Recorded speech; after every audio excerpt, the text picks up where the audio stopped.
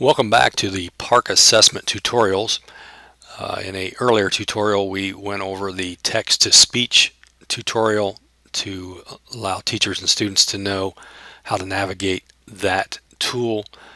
We used the mathematics test for that tutorial. In this one we want to look at the English Language Arts tutorial. So we are again at the practice site for the PARCC practice test, which is practice.parcc.testnav.com, and then when you get to that page you notice it has those items across the top, and we're on the tutorial tab, and down the side here we have the different tutorials, and the one we're going to do this tutorial on is the text-to-speech. You click on that and then select the English Language Arts, and when we come to that, again, it's just only 2 questions and it looks just like the test navigation. So we start the test and then we start the section. So here we have the question dealing with the reading passage, and then we have part A and part B question. Over here is the text-to-speech tool. These are the buttons that you toggle back and forth on.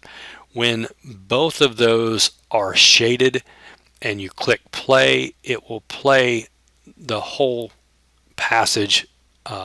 So if I start Read the passage from quotation, the cricket and the cougar, end quotation, and answer the questions. From quotation, the cricket and the cougar, end quotation. By Catherine Chandler. 1. One day the cougar was out walking in the woods. As he was stepping near an old rotten log, he heard a tiny voice say, quotation, "Oh, please."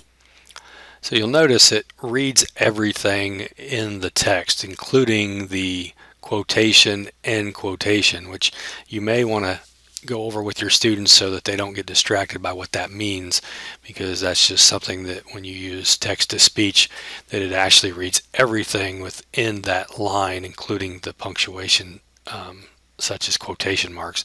And then you'll also notice it also stated the 1 in paragraph 1. Remember, in the English Language Arts, to see the whole passage you do have to use this scroll bar inside the passage scroll box. But the other thing I want to show you with the text-to-speech is if you click the bottom icon so that only the top one is shaded, now you can basically have it read whatever you point on, and that sometimes is a little bit nicer. Actually, it will read there all the way down. So if I wanted to start here, I can click here. And 1 day the cougar was out walking in the woods. As he was stepping near an and it will continue to read that passage all the way down until you pause it like I did. But what's nice about that is if we want to go over here now and read the question in part A, if I click on that. What is the meaning of the word master as it is used in paragraphs 5 and 6? A. Understand. B. Conquer. C. Befriend. D. Frighten. So you also probably need to let the students know, or students, you need to be aware that once it reads that question, it's best to pause it and then they can answer the question the way they see fit. Otherwise it will continue to read part B question and continue on, and that may distract the student from answering the question. So the main thing when you're dealing with the text-to-speech in the language arts is that you want to make sure that if you want to read the whole text passage, you have both of these toggled on. Otherwise you can have each passage or word that you click on be read if you only have the top shaded. We'll move on to the second. This is a drag and drop question, but again we have the passage that we can click on, and if you click read the passage it will from read quotation, the same the cricket and the cougar, end quotation, and answer the questions. From quotation. So now if we want to toggle that off again, we can even read what's in the drag and drop boxes Quotation. One day the cougar was out walking in the woods. End quotation.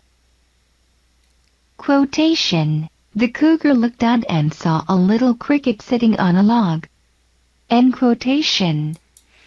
So you can see it will continue to read each one of the drag and drop boxes until you pause it, and then the student can then drag and drop the details down into the setting of the story.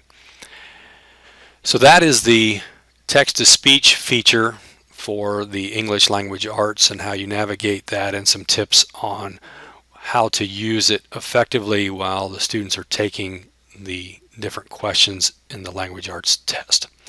Hope you enjoyed this tutorial. Look forward to other tutorials on the PARCC assessments.